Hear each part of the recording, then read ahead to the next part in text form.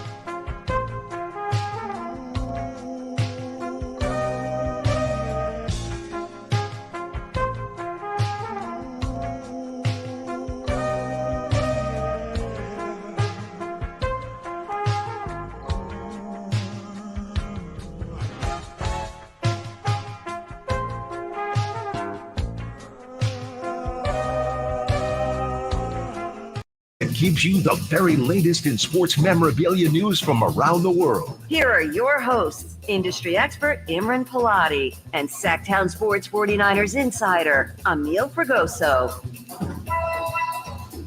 Good morning, everybody. It's Imran Pilati along with Emil Fragoso here on the True Sports Card Show. Saturday mornings at 10 a.m. And I got to tell you, can I just start? Nate behind the window. We've got a special guest today. We have Ryan from Sports Card Radio that's here with us. Also, just a quick thing. I hate that music. In the morning. That's just, we got to change that. Nate, can you do something about that, please? That's a Scott Marsh call. Okay, Scott, I know you're. We'll work. I know Scott's listening right now for sure. We need to change that. I have the uncut version of it. I need to make sure I get that in the board. What's an uncut version of that without song? the music? I have them just saying it. I can. Oh, got it. It'll be a conversation with after the show. Perfect, because that whistly flute thing just ain't me. I mean, I'm from Stockton. You slapping people. No, just. Hey, we're here Saturday morning. If you want to chime in and say hello, feel free to call us at 916-339-1140.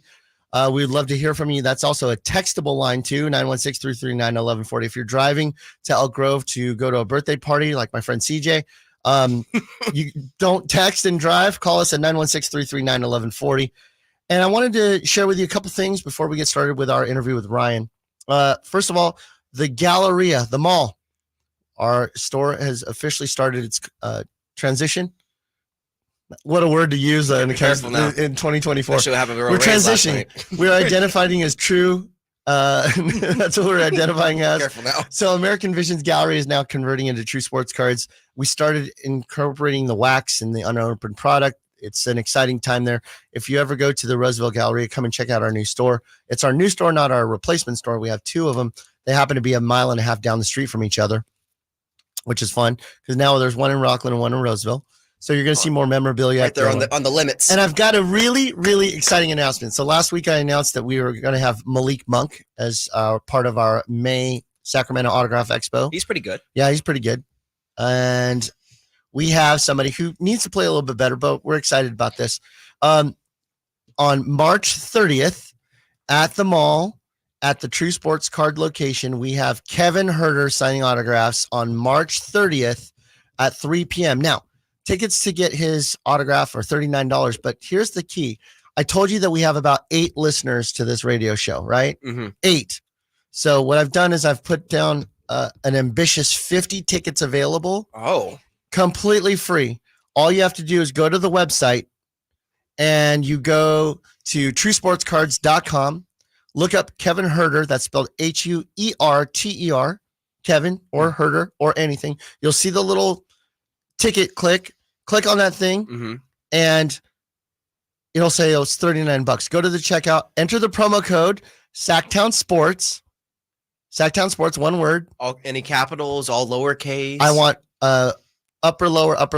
It doesn't matter. I'm just kidding. It's just Sacktown Sports, Wait, let me stop it right there. and it's free. Free, no fine print. Free. 100%. I have 50 tickets available. Sacktown Sports. So go to the website truesportscards.com. Look up Kevin Herter or Kevin. You'll find the little clickable link.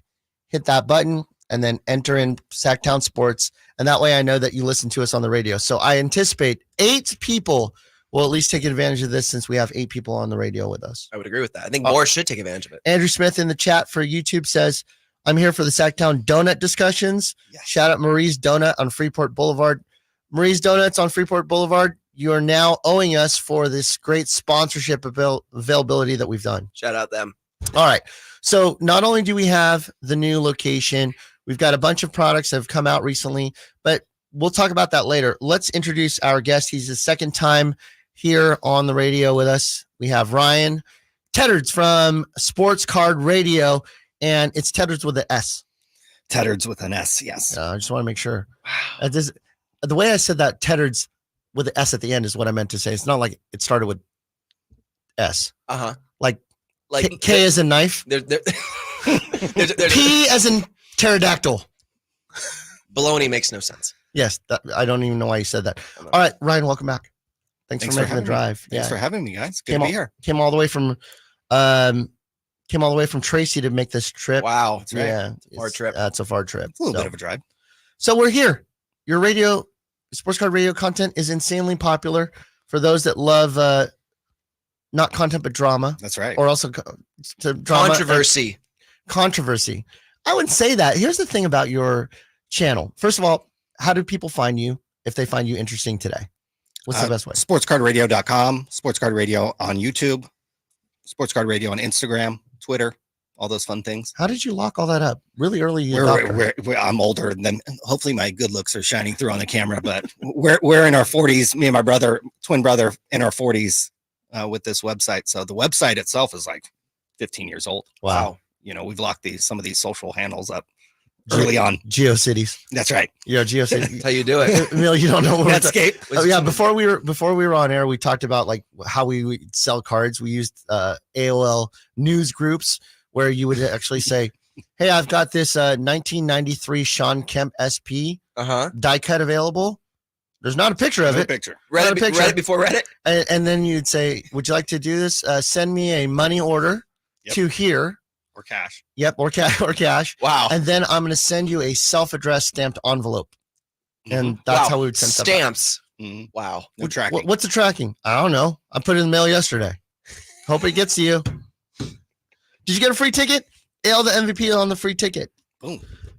Pete says SCR. Pete from our store. He's Hey. shouting you out, Oh, brother. Pete, what's up? Yeah, Pete, the best buyer in the history He's, of he's buying. amazing. Never met a better buyer. Oh my goodness! And you know what? He's listening to it at the shop right now, and he's basically going, "Yep, that's me." He's a multitasker. He can do it all.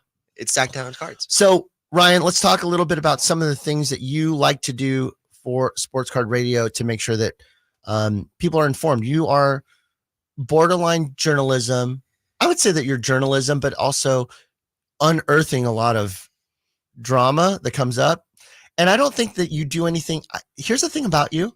You don't lie. Everything there is just like, this is what it is. Yep. What do you think? And like people have egg on their face and you don't mind calling people out.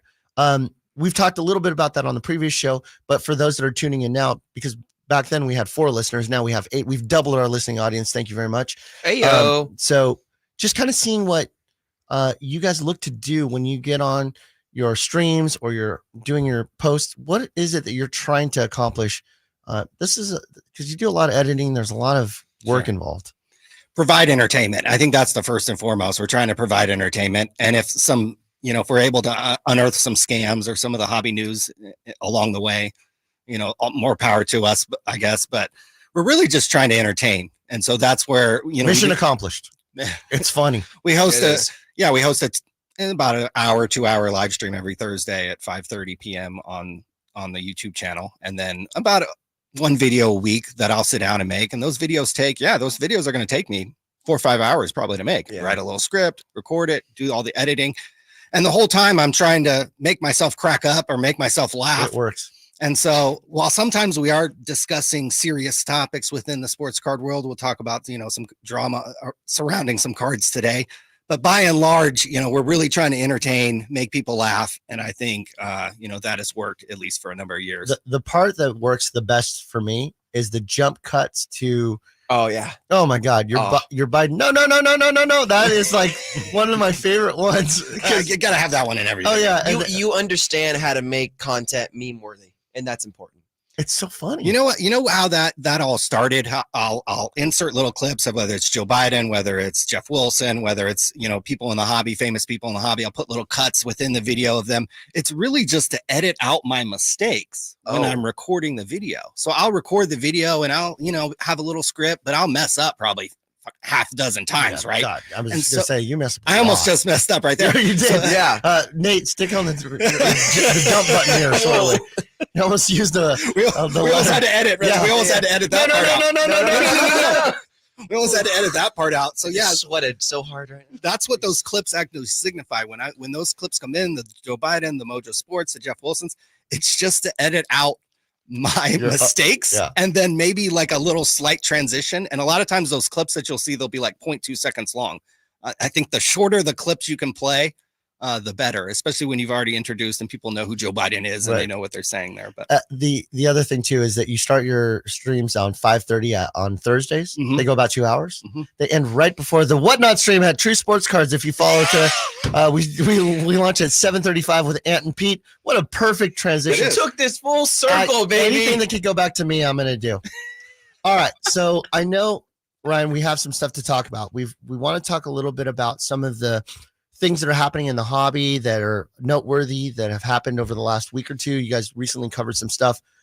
What's kind of going on in the hobby right now that is a hot topic that you're running into?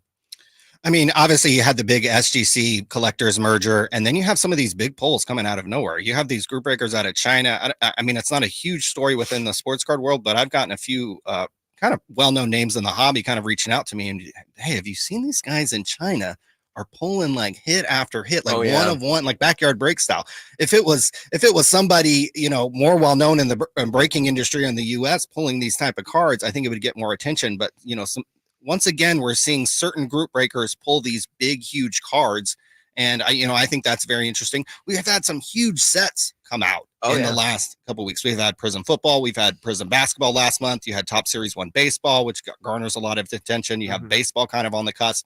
So I think you've had really since the start of the year, kind of an uptick in interest in sports cards, whether it's these big sets that are coming out, whether people are excited about sports or whatever the reason. You have seen, at least since the last time I was here, which was a couple months ago. Yeah. I think we've actually seen, you can tell me better because you actually own a shop and you see this, but we've seen an uptick in the interest in sports cards.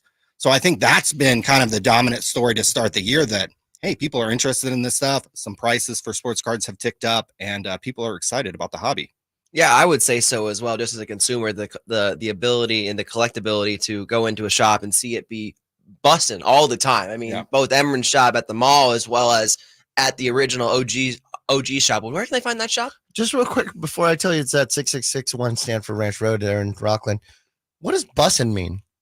Because Booming. when booming, okay, because Booming. when Ryan Busy. and I were bussing, we were like standing on the corner, get on a bus, and we were bussing ourselves to Bussin'. school.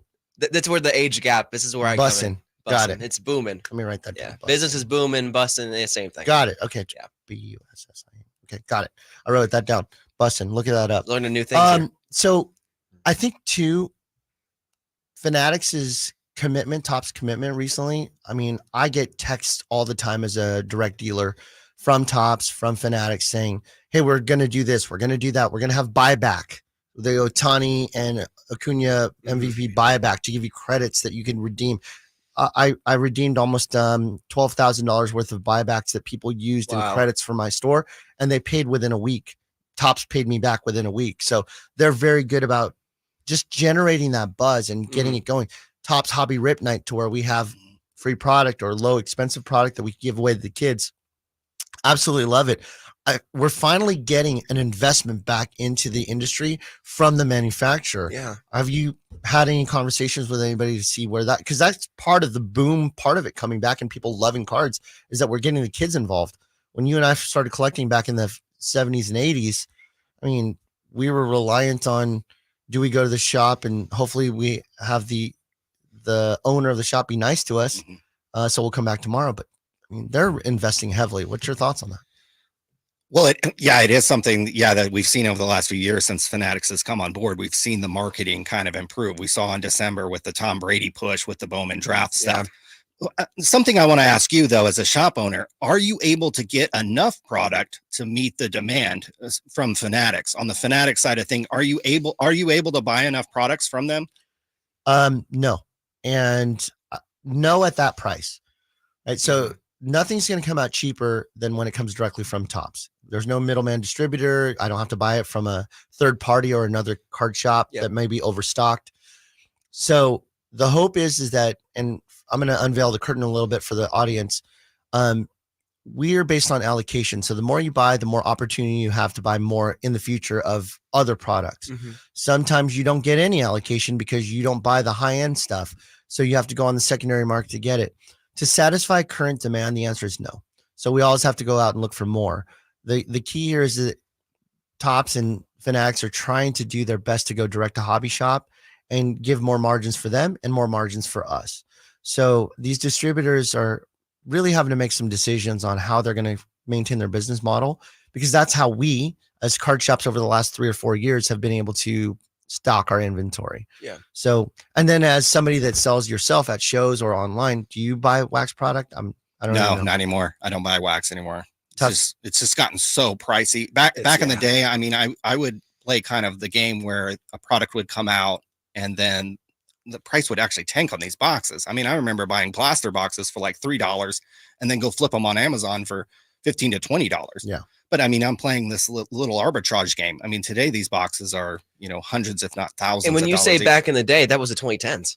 Right. Wasn't like that long ago. Really was not right. When I say back in the day, I pushed 2016 opening day baseball to be the number 1 product on Amazon because I pushed That true? 60 cases on Amazon. Wow. Because I bought DA Cardworld had them for $3 a blaster, and they sold for 15 to 20 on Amazon That's all day, crazy. like all day, like every other minute I was shipping out. Wow. Well, I would send them to I would send the entire box to Amazon, and then Amazon would handle it like on the Prime side of things. So Amazon would handle all the shipping. I would literally just get a whole box of them, pick out all the ones that were damaged, send them all to Amazon, and they would relist them. And that was 60 cases. And actually into like 2017, 2018, 2016 opening day was the number 1 baseball card product on Amazon because I pushed through so much like product. And then there were other sellers also You're selling. like the on guy that moved the line on the betting. I You bet kinda so did. heavy that they moved the line.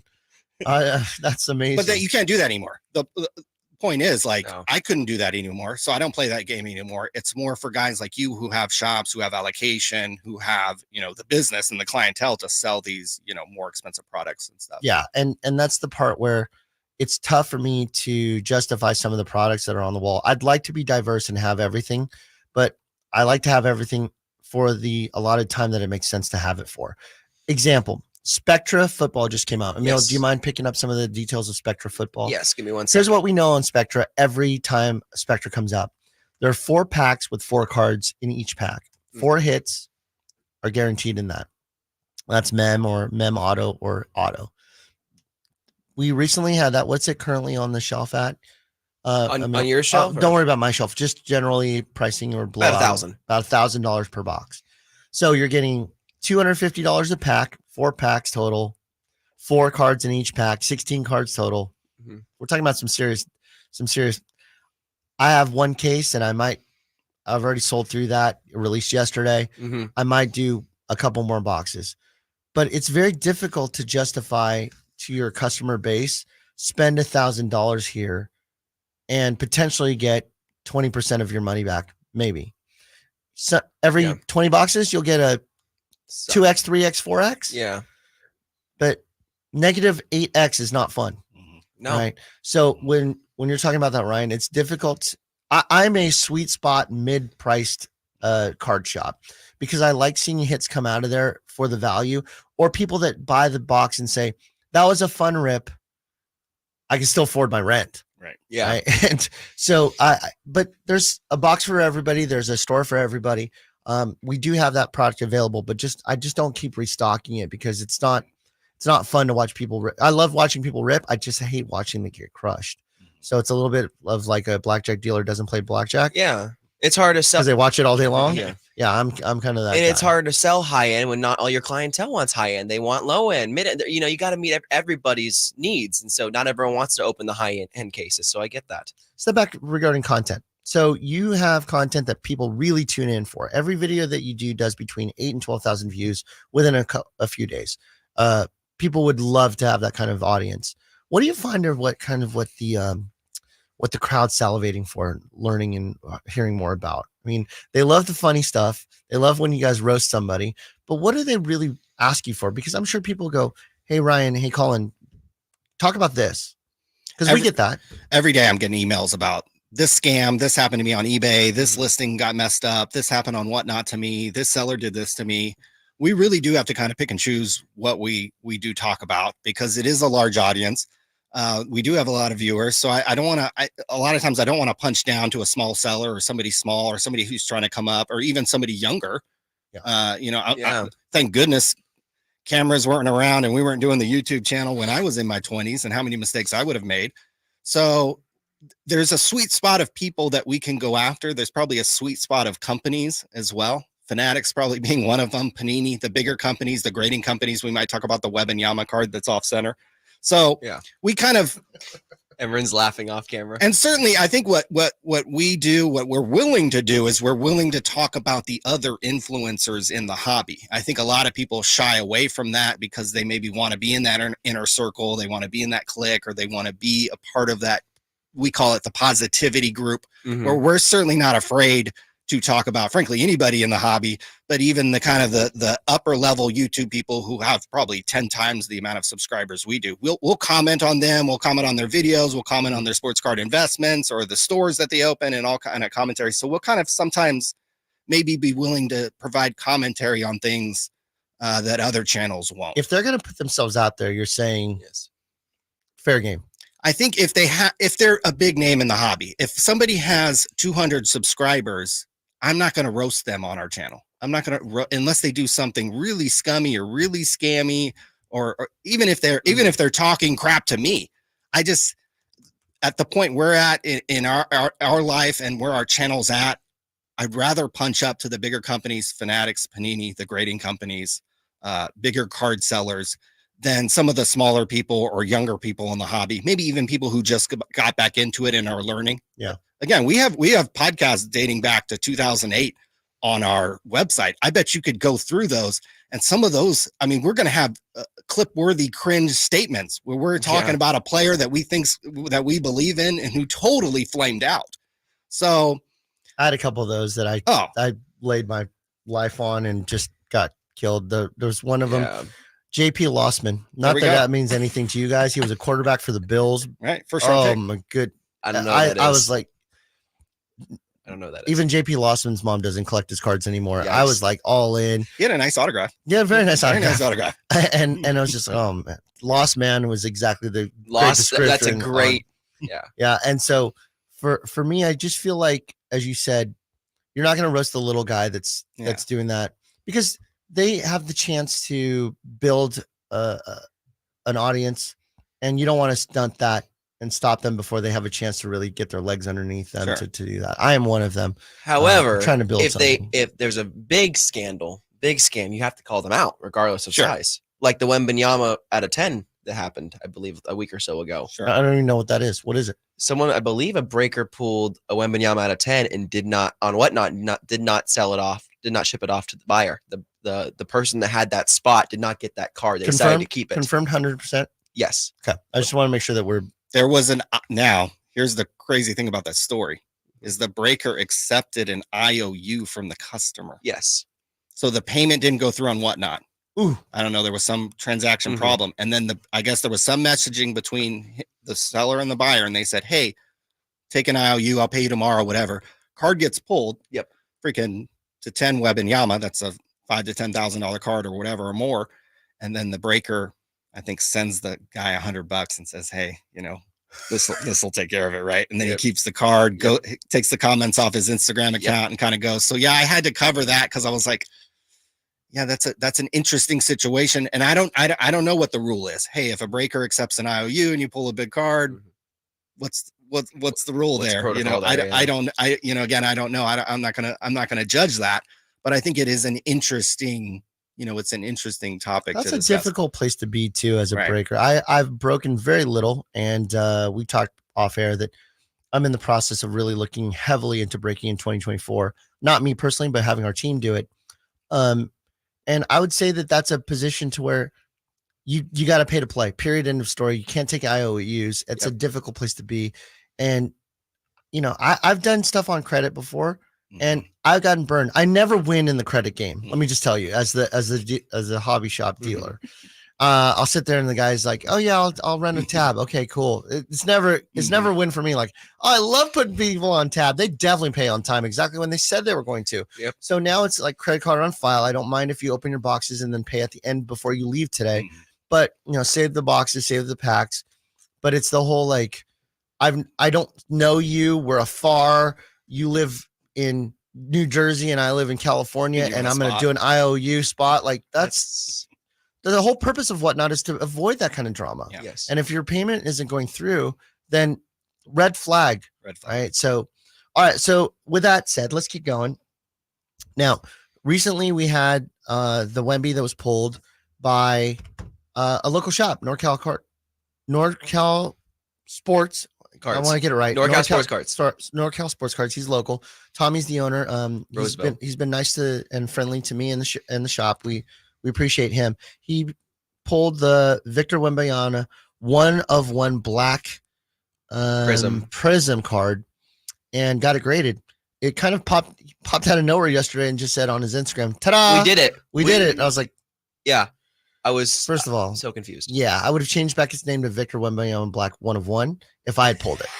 Okay. So there's no doubt everybody I would think you known. would have sold your soul for that one. I would have been like, "Hey, ex-girlfriend from high school, what's up? It's Emran. Do you remember me?" Anyways, Black Prism Wembanyama 1/1. Yeah, Google that. Click. Oh my! So I would have gosh. told everybody. Yeah. I don't know how they kept it under wraps. I don't know the story. I don't know if it's for a customer or if they pulled it. I don't know this. Supposedly the YouTube video is dropping today Yep. explaining the whole thing. Which is so, cool. I yeah. mean, hey, shout out for local card shops to pull that Yes. and not the usual friends. The breakers in China right now. Yeah, the breakers in exactly. China. Exactly. Beijing love. Yes, Beijing love. screen- Beijing love. screen- Shout out Beijing love. Yes. We can edit out Beijing love. Okay, so I love their reactions. They're great. They're great because you don't know what they're saying, but they're so Right. excited. it's a lot like when I talk fast on the radio. So yeah, it's just, what are your thoughts on when a big card is pulled? You've experienced this as somebody that's covered it. When a massive card is pulled or the the product hit is pulled. Yes. You see it tank. What ends up happening, Ryan? I hear about that. I'm not involved with these breaks as much, and I'm not selling as much product as you, but I certainly hear about this. This is certainly a card that, you know, people are interested in. And then you hear about these bounties for the card. There's $1 million bounty for a Connor Bedard card out there, and you hear about these things. And I have to imagine, now it may not be massive, but I bet there is a slight drop in the price of these boxes because this Wembanyama was pulled. I mean, this is the top card in the product, probably a card that's worth shockingly close to $1 million. Yeah, I was going to say it's close to I $1 mean, million. it honestly is. I mean, it probably is well into the 6 figures, if not 7-figure card. So when that does get pulled and it does take that off the table, I mean, it's like you're pulling slots at Vegas and the big jackpot comes off the table. Right. There might be a few people who decide, hey, I'm going to move over to Series 2 Upper Deck Hockey and start chasing the Bedard, right? So I think that you could see incrementally a little change in prices when these big cards, you know, do come off the table. I was going to say that the Topps Chrome update still has the Anthony Volpe missing. The patch. Yeah, the MLB the debut Brady patch. 12 of 50 still out there somewhere There it as is. well. So these massive cards that have bounties on them, the Volpes, I think David Adams is still offering $500,000 for that one, It's a Take lot that. of money. for the Volpe. Sold. That's And their then- guy though. That's why. Yeah, but still, $500,000. It runs It's into a the lot. Drew Jones one that they did in Right. Bowman. Yeah. 22 Bowman 22 or 23, 22. Yeah, Yeah, where they had the Drew Jones. Do you want $1 million for this card? He has to go. Well, the deal was $200,000 for the card now, or Mhm. $1 million. But he has to makes be the Hall of Fame. He makes the Hall of Fame. Yeah. I'm like, Yeah, we'll take the 200. I'll take the 200 right now, please. Yeah, Thank you. let's just. It's like when if you win the lottery, do you want the lump sum or do you want to have it stretched out 30 years? Grandpa Take it. Emran, how did you have this money that just came in? Well, I waited until Drew Jones made the Hall of Fame I can just. What's $1 million worth? Ah, 30 years from now. Probably a lot It'll more. be worth $1 million. That's not worth inflation versions of it. I'm trying. You know your stocks better than I, Ryan. So Math I'll is leave you hard. to it. I feel like, yeah, you take the 200 and you could flip the 200 in Drew Jones's career. If he plays 15 Exactly. years, you Good, could flip yeah. the 200 into maybe a could. couple million in that Yeah. time. So we've got the Wemby. It's pulled. It's PSA 10. I'm definitely not going to badmouth the fact that they pulled the Wemby 1 of 1. What I will say is that although I'm 46-year-old, my eyes are pretty good. Uh-oh. Bro, that is off center. That is not. Yeah. Let's be honest here. It is 60-40. I'm looking right at it right now. That is not It's- even 60-40. it- That's 65-35. it's, but you know, shout out PSA 10. I mean, I'm not going to hate on the card, and I'm not going to hate on the people that pulled it. Congratulations. Yes. For real. That's amazing. I wish I had a 60-40 PSA 10. I don't know what the leeway is, but This gives me hope for my Alex Pereira at Right. a 10 because that thing is not centered either. So potentially I could You got a get 10. him in 10. there's Might some, have a 10. there's It's some possible. leeway. I mean, BGS 959s happen, and they're, you know, anyways, I'll leave it at that. I'm proud that a local card shop pulled it, especially super local to Sacramento. So shout out to NorCal Sports Cards for Well, pulling that. let me ask. And this isn't even about really the card. It's about grading in itself. Obviously, last week talked about SGC and PSA combining. But in terms of how the grading has gone over the last year or so, do you feel like the leeway has gotten looser and looser on 60-40? Do you feel like the companies coming together is going to make that grading a little bit easier because of the product? I have a second answer after Ryan answers. Okay. I don't grade enough cards to really know. I think it's all a roll of the dice. I think it's Russian roulette when these cards come in. Okay. Now on a Wemby card, you would think that they would be looking at this, and probably 4 or 5 people might look at this and give their opinion. So I don't know how a card off center. Yes. I mean, we've seen this with big cards before. There was the Steven Strasburg Superfractor that was off center, but at this time BGS graded at a 9.5. This is going back to like 2010. Mhm. So these types of that was things. pulled locally. Shep brought that up. It was pulled locally. That's right. Yeah, it's pulled locally. Boy, all the good cards over here. Like, telling all you. the cool We good got- cards get pulled in We pulled the Sacramento. CJ Stroud 1 of 1 Nebula. I pulled like, the Pereira yeah. out of 10 here. I'm telling you, like I pulled some big Buy cards in Sacramento. Buy cards True in sports Sacramento. cards, guys. Yeah, I was Yes. gonna Sacramento only a true sports. Only a true card. sports Yeah, unless you both want to sponsor. locations. Unless you want to sponsor this show, and then we might shout out your show shop too. I will say this too. Pop reports matter. I think that companies look at pop reports. I think we've learned our lesson from the Zion prisms. There are The base. you guys have done a lot of research with that stuff, where you were talking about the bases of the Luca based prisms, the Zion based prisms. I mean, send it for grading. Let's roll. I think there's like 20,000 20,000. pop of the Luca, no, of the Zion base prism PSA 10s. I mean, it's base. Doesn't matter. There should be I a mean, lot of them. But the point of it is that like 20,000 PSA 10 bases, those Yeah. cards were going for $400, $500, $600 at one time. I think they're going for like $60 now, maybe Yeah. maybe a little less. Oh yeah. And Zion's still playing well. It's just I think it's over as far as the Zion The hype. hope of Zion being the best player in the NBA is over. I think it's over. But I mean, he didn't make the All-Star team this year. Well, he cares more about fries than he does about buckets, but it's okay. Chicken fries. Okay. All right. Let's talk a little bit about the market itself. You guys really track football, baseball, basketball, and kind of the index. You use Card Ladder Index. We Sure. try to get them on the show. We will eventually. Maybe I'll tell them that we'll get 9 or 10 listeners. They'll probably jump on after that. Maybe 11, 12. They'll be very impressed. What are you seeing on the market so far in 24? Is it holding steady? Is it Things have going been up? good. Things have been good. I mean, 2021, I think, was peak pricing around what was it? February, March of 2021 was kind of the peak of the sports card market, like Right. all time. And then since then, we were on kind of a steady decline, probably 20 to 40% or more in card values. Now, since the start of the year, you have seen, I mean, it hasn't been explosive in pricing, but you have seen kind of some incremental pricing actually go up. We were talking about, I think, the Jordan PSA 10 before we got on the air. Yep. That card has raised in value. So it's not as explosive as it was during COVID and 2020 and all this money and stimulus money and kind of new people kind of flooding into the market, Yeah. buying things like Zion bases. But you are seeing interest in sports cards. We were at the Auburn Sports Card Show this past weekend. I mean, places packed. And you can see that it was all raining and Raining. tough to get in You there. couldn't find the parking. Right. Oh yeah. And they still didn't care. packed. And you can see that play out all across the country at card shows, at card shops, where you're seeing interest in these cards. So I think the market actually surprises me. I would not have predicted this. I would not have bet on this, Yeah. that you're actually seeing kind of interest really at a sustained level for several months here to start the year.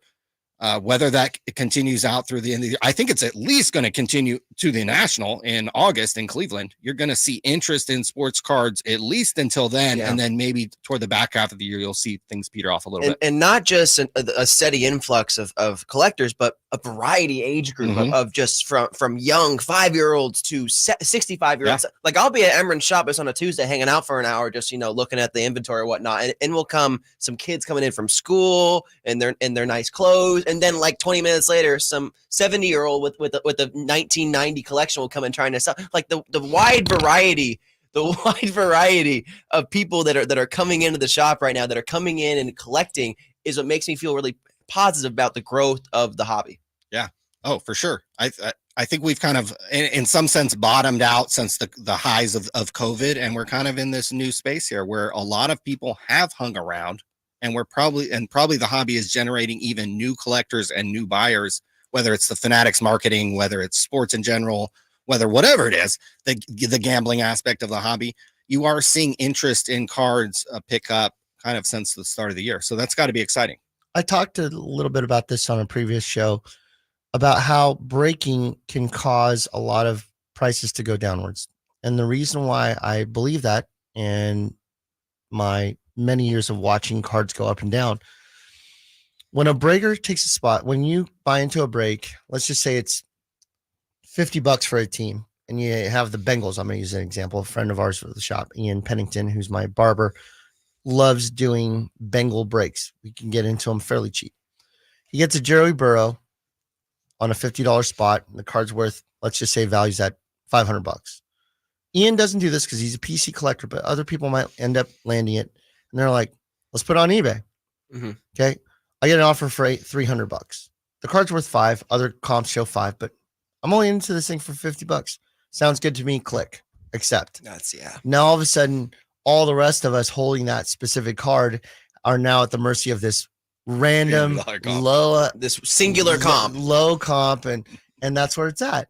And I think that breaking has caused that to happen, but it's the only way for us to get into expensive product is to get into the breaks. So where do you think the future of breaking is, Ryan? Where are we at with that? Is it just going to keep continuing?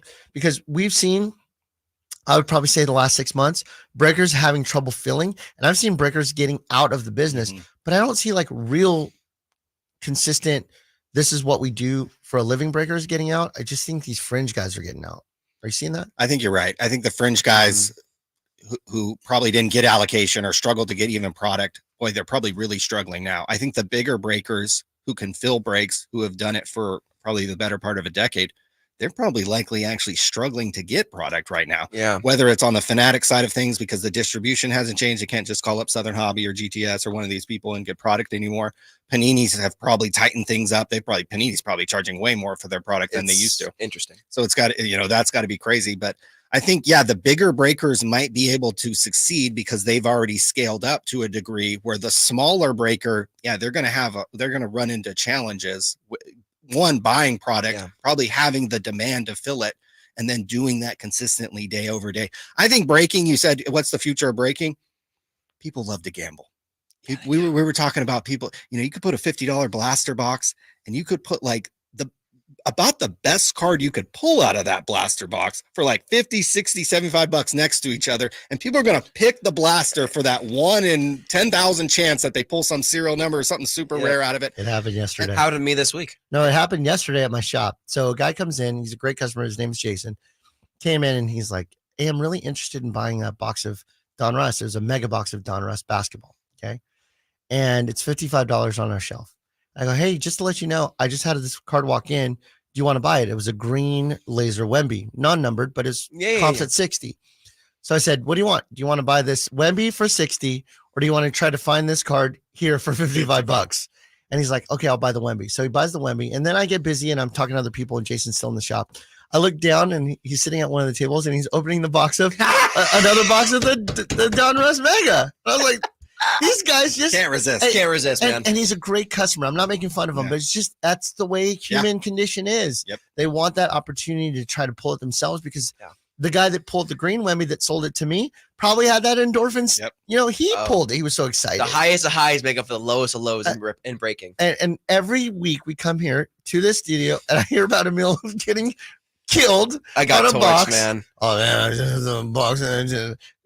That's terrible. See you next week with the same story. But then I come in one day and I got this, and I'm like, hey, and then makes up for it. And then 45 minutes of the show is about him and how he pulled that one card.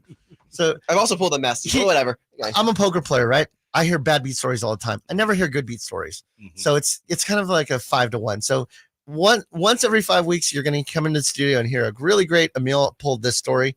But the other four, I got shamrocked. Yeah, exactly. It worked. The other thing too that I want to talk about regarding the market was two other markets had some strength in them that are not part of the big three, and they've since merged to make TKO together. Mm-hmm. That's WWE and UFC. Now, you guys don't really spend a lot of time tracking it, but you do check the index. Do you say that wrestling was really strong? Because I love wrestling. I love wrestling. People say to me, "Oh, that's fake." Like, yeah, I know. So is Game of Thrones. There's not really a dragon that people are sitting on, right? Yeah, I get it, but it's entertainment. When we go to the movies, I don't really think that, Right. So the point of it is that it's enjoyable.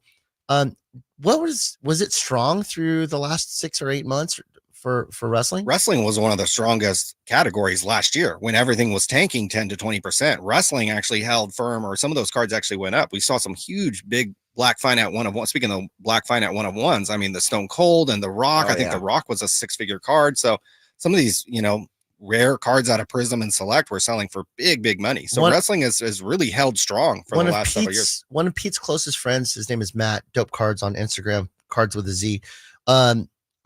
Pete, if you could go into the YouTube chat and let me know what he sold. He sold one, I think the Rock. He sold the John Cena. And if I'm not mistaken, it was a 9.5 and he sold it for 50K. What? Something like that. I don't know. Pete will tell me in the chat. I love wrestling just to begin with. Yeah. I love it. I love ripping it. I love selling it. And I just wish that there was more of an audience for that.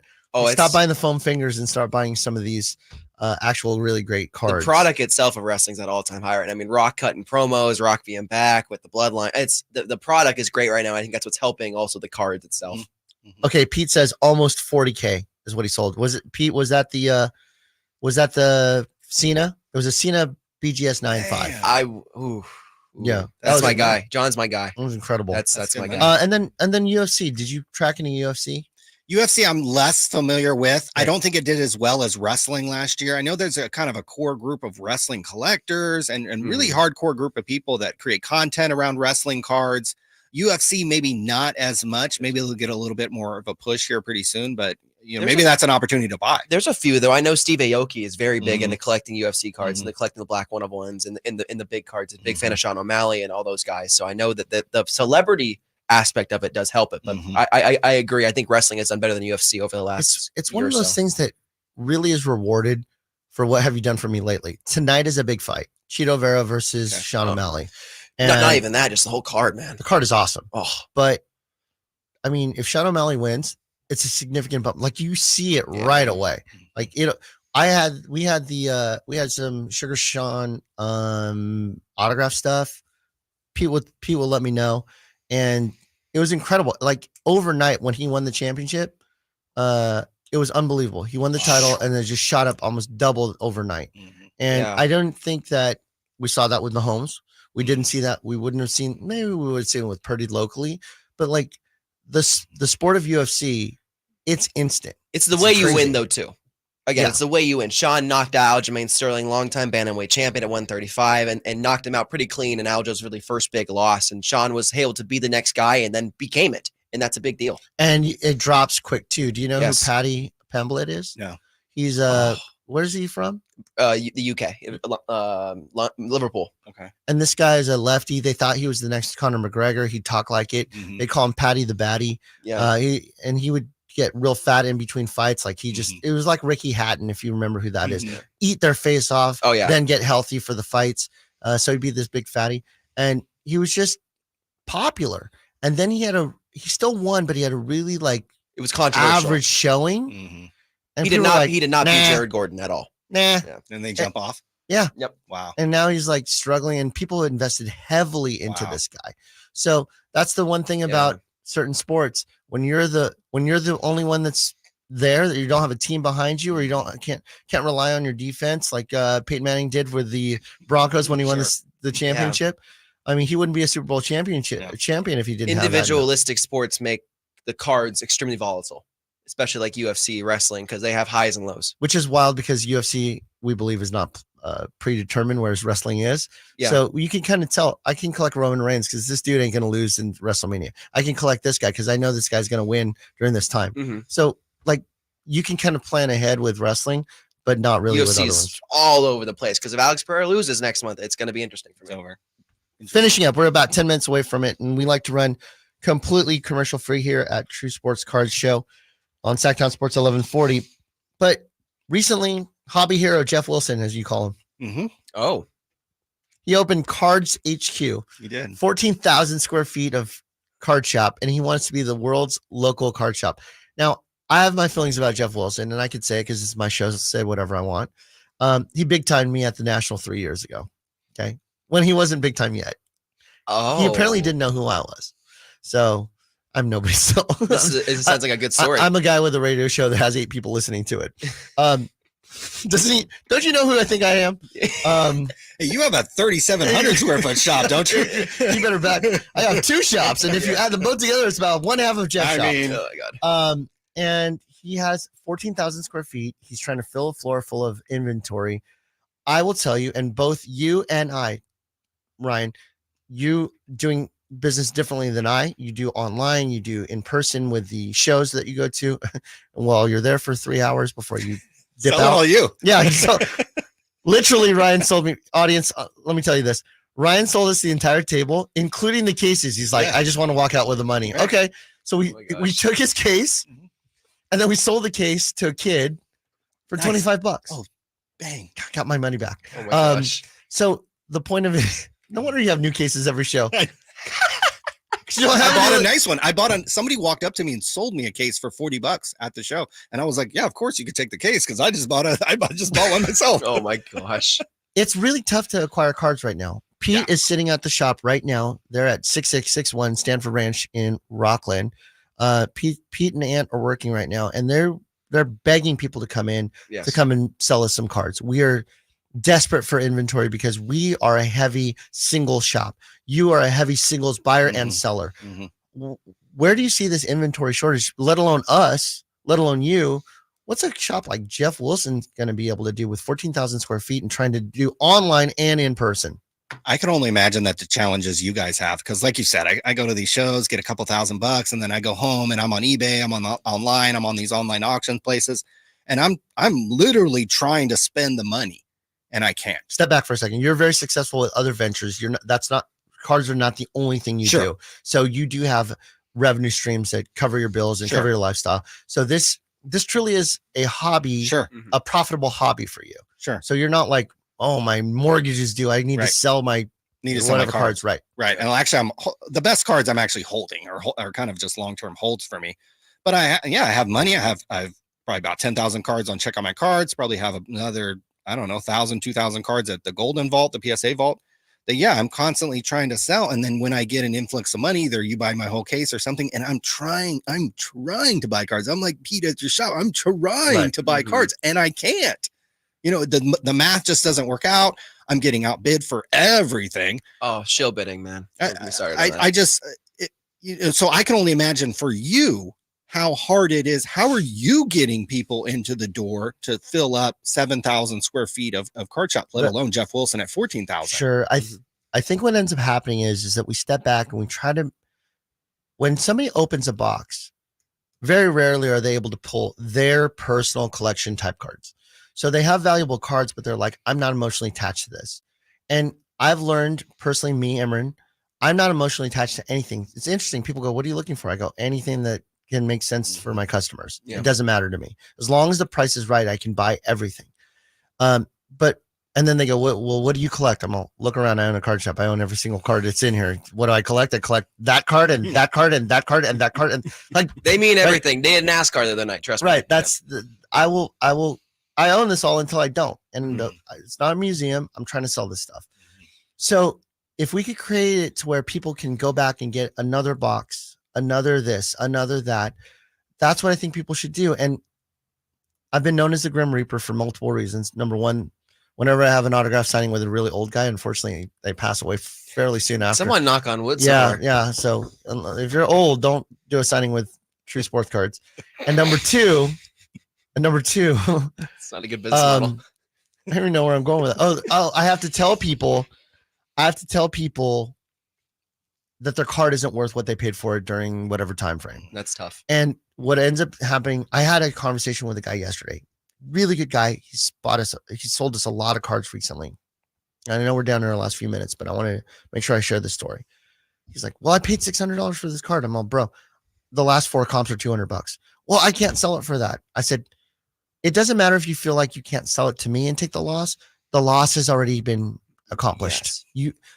There's no way that if it was $600 during the pandemic, unless the Ebola pandemic is coming, and we probably still wouldn't even react the same way that we did back then, it ain't happening again. There's no going to be an inflated version of this world. So just to let you know, if you're coming in, we look at real comps, we look at what sold today, and because that's how we generate the pricing. That's just the way of life and how it works. Yeah. As we close up today, Ryan, what's your thoughts on what the prospects are for the next quarter? Because we'll probably have you again in the next couple of months at the latest. What are your thoughts on what people should be looking at? Not necessarily investment advice, but maybe just like where they should pay attention to where they're spending their money. I think cards are going to be strong through the National, which happens at I believe the first week of August in Cleveland this year. Yep. Cards are going to be strong. So honestly, if you had some cards and you did want to take some profit, or you did want to go on vacation, or you did want to sell some cards, I actually don't think this is a bad time to sell some cards, to be perfectly honest. And then for me, I'm trying to work around the fringes, find some good deals. I mean, there's no more $3 blaster boxes or anything like that anymore. So I'm trying to just buy some single cards, flip some cards. But I honestly think if you do have some cards that you're not attached to, this is not the worst time to go into True Sports Cards and try to sell them, because the market is good.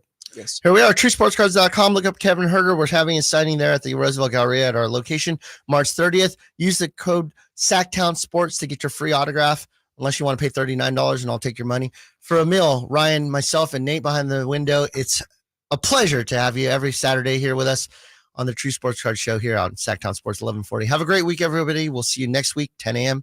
on Saturday. Bye. Peace. Our first year as the radio home of the San Francisco 49ers is one we will never forget. They're going to give it. No, it's a play action. Purdy going to roll left, throw for the end zone. Caught by George Kittle.